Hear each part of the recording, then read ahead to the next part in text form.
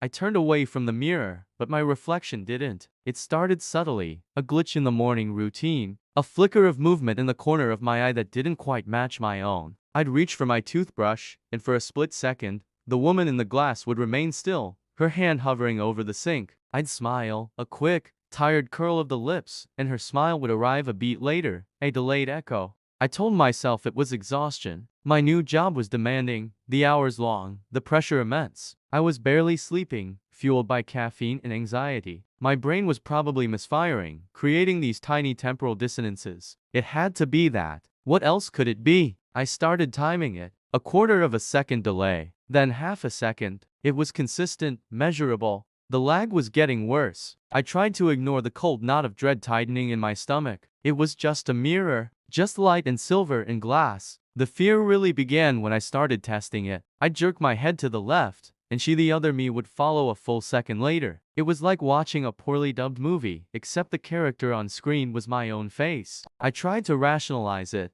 Maybe it was the lighting in my new apartment, an optical illusion caused by the angle of the sun through the small bathroom window. I even bought a new mirror, a heavy, ornate thing with a gilded frame. I hung it myself, my hands trembling slightly. I stood before it, took a deep breath, and raised my right hand. For a moment, nothing happened. Then, slowly, her right hand rose to meet mine. The lag was still there. If anything, it was worse. The day it all shattered was a Tuesday. I was running late, frantically dabbing concealer under my sleep-deprived eyes. I gave myself a final, reassuring smile in the mirror. "You got this," I whispered. My reflection smiled back, but as I turned to grab my keys, her smile didn't fade. It widened. Her eyes, which were my eyes, stayed locked on the space where I had just been standing. I froze, my hand on the doorknob. Slowly, I turned back. She was still there, in the mirror, smiling that wide, fixed, unnatural smile. My own face was a mask of terror, my mouth agape, but she just kept smiling, her expression frozen in a silent, joyful rictus. I slammed the bathroom door shut and leaned against it, my heart hammering against my ribs. I could feel her presence through the wood, a cold, watchful stillness. I didn't go to work that day. I couldn't. I spent the day huddled in my living room, as far from the bathroom as possible. I covered every reflective surface I could find: the television screen, the glass on picture frames, even the polished chrome of the kitchen faucet. But I couldn't escape the feeling of being watched. That night, I couldn't sleep. Every creak of the old building sounded like footsteps. Every shadow seemed to twist into a familiar shape. Around 3 in the morning, a thirst I could no longer ignore drove me from the couch. I crept into the kitchen, my path lit only by the faint glow of the streetlights outside. As I filled a glass of water, my eyes were drawn to the dark, reflective surface of the microwave door. I knew I shouldn't look, but I couldn't help it. For a second, I saw only my own tired, frightened face. Then, behind me, another figure flickered into view. The smiling woman. She was standing in the kitchen doorway. I dropped the glass, and it shattered on the tile floor. I spun around, but there was no one there. The doorway was empty. My breath came in ragged gasps. Was I losing my mind? Was this some kind of stress-induced hallucination?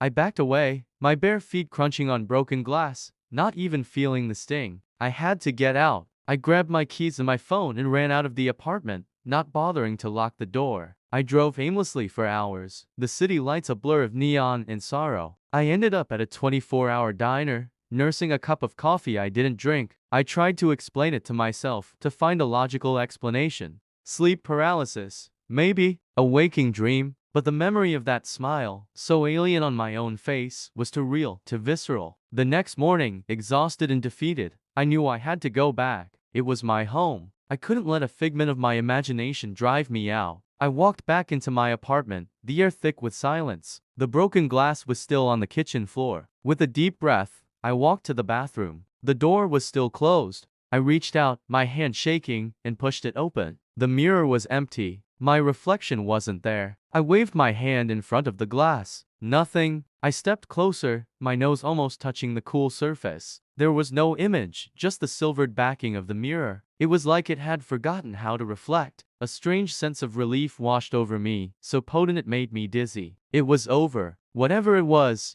gone. I spent the rest of the day cleaning up, trying to restore some sense of normalcy. I swept up the glass, threw out the coffee-stained mug, and even dared to uncover the TV. Life was returning to its usual rhythm. That evening, I decided to take a long, hot shower to wash away the lingering fear. I stepped into the bathroom, avoiding looking at the blank mirror, and turned on the water. As the room filled with steam, something strange began to happen. An image started to form on the mirror, fog clearing in a specific shape. It wasn't my reflection, it was her. The smiling woman. She was standing in my living room, her head tilted slightly, that same terrifying smile plastered on her face, and she was looking at something. My phone, lying on the coffee table. As I watched, paralyzed, my hand reached out and picked it up. The screen lit up. I saw her fingers begin to type. A new message. To my mom. Don't worry about me, the message read. I'm happier than I've ever been. A cold dread, colder than anything I had ever felt, seized me. The steam in the bathroom was thick, but I could see her clearly now through this impossible window.